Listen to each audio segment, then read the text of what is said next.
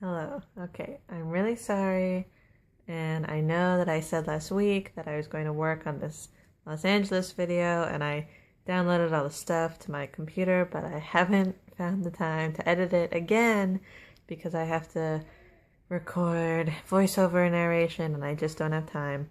So I'm sorry. It happened again. It's delayed, but I have a lot of work to do, and I've been waking up early for football, and I'm really tired, and I've got reading and all this crap. So for today's video, I thought that I would share with you, like, I don't know what you would call it, but like proof that you can turn your likes into academic things. So basically, a lot of you guys know that my favorite anime and probably my favorite TV show is Cowboy Bebop, which is a Japanese anime about like cowboys in space, but not real cowboys, or not like Western kinds of cowboys. But anyway, so for my film theory class that I'm taking, I really like my film theory class. And basically, for my final paper, we get to do whatever we want, which is really cool. So what I'm writing about is postmodernism in Cowboy Bebop. So basically, I'm going to use this video to try to think more and explain my thought process on that. So postmodernism in Cowboy Bebop. So for background, some aspects of postmodernism is something called pastiche. And pastiche is basically kind of taking old, already created styles and putting those into your new art, and kind of like, it's like kind of paying homage to old styles, but like, or a lot of people, or a lot of theorists said like resurrecting dead styles. So Cowboy Bebop does that a lot. So in Cowboy Bebop, like a lot of Shinichiro Watanabe's work, it's kind of a combination of different genres and things. So Cowboy Bebop in itself is a combination of old westerns and sci-fi and film noir, and also jazz because of the soundtrack by Yoko Kanno. And then it's got a ton of like film history references, and I mean like a ton. Like there's a character who's designed after George Clooney, there's a character designed after Woody Allen, and then there's like references to A Fistful of Dollars, which was Clint Eastwood, some of his early westerns, and then there's a ton of like 2001 Space Odyssey references, and all of this cultural stuff, and from random movies, and there's a lot of stuff. So Cowboy Bebop does a lot of borrowing from other genres, but then it kind of blends it all together to make a new genre. So it's got pastiche, and then another thing is this kind of, it's a concept called the decentered viewer, and basically it's Jameson's, I forgot his first name, but his last name is Jameson, and he was a really prominent writer about postmodernism, but he didn't like postmodernism, and he said that it makes you a decentered viewer. So it's kind of like, it's like you're amazed by all of this like postmodernism that's happening in front of you, but it's like an overwhelming amazement, and it's kind of like it's too much, and it's so much that you don't know what to do, and you're just kind of frozen, and like that's bad because you're decentered and you don't know what's going on, but all you can do is just stand there and take it, and take the postmodernism. But anyway, so the decentered viewer, in the context of Cowboy Bebop, is that, and the point that Jameson was making was that a decentered viewer, you're just stunned and you don't know what to do. And then if you're stunned, then it's like the government and capitalism, because Jameson was a Marxist.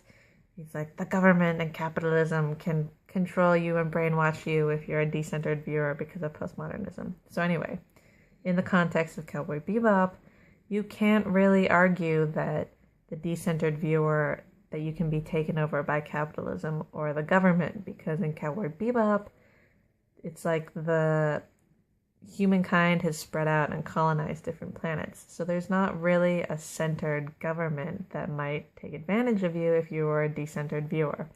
But in that same regard, the decentered viewer, like the whole Bebop crew, they're all decentered because it's kind of like you're automatically decentered because there's no center to begin with. There may be multiple centers in the multiple planets that are inhabited by humans, but there's nothing that kind of links all of those together, and the Bebop crew is in space and traveling between those planets. So again, there's no center. And basically there's one more thing about something called historicism, which is different from history in that historicism thinks of history as kind of like a style or maybe even like a feeling or an emotion. And I think that Cowboy Bebop does this a lot in that it has a very distinct like ongoing theme about how the past affects the present. And there's also an interesting thing in Cowboy Bebop about an appeal to raw emotion, and that there are lots of scenes in Cowboy Bebop that have no dialogue, but they're just kind of montages with like visuals and music, and it's very raw and kind of plain in that sense, but then it's also trying to appeal to that sense of emotion in you. And then most of those scenes like evoke the past, so there's some kind of dualism in that. So basically that's the essay, and the whole essay can't just be Cowboy Bebop is modernist, because what's the point of that essay? So the point is that Cowboy Bebop has all these postmodernist aspects, but then at the very end it kind of wraps up postmodernism, because postmodernism in itself is kind of a very open-ended theory, and a lot of people like disagree on certain aspects of it, and it's kind of like, it's not a very like uplifting movement. It's like we can't know anything for sure, and like no, like who cares about the artist? The artist is an individual, like whatever. So it's kind of like pessimistic, but in my opinion, if you're looking at Cowboy Bebop in a postmodern lens, then Cowboy Bebop at the end wraps everything up and kind of puts a bow on postmodernism in a very similar way to how Camus talks about absurdity and how he like makes absurdity not seem not that bad. And from what I've read, somehow that kind of also relates to something called metamodernism, which is actually a manifesto that was written by Shia LaBeouf.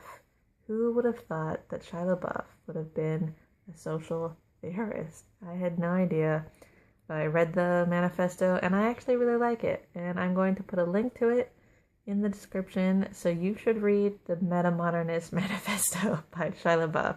And I'm not kidding, this is not a joke. I'm like 97% sure that Shia LaBeouf actually wrote this, and it's not someone who's just using his name. Anyway, this is a very long video, and I'm really sorry again that I haven't done my LA video, but I'm going to post it. I have to next week, because I have to post it before we go to LA again for Anime Expo. So, in case you were interested, that's my essay. I am a fan of Cowboy Bebop, and now I have brought Cowboy Bebop into the academic realm, and I'm really proud of that, and I'm really excited to do my essay or whatever.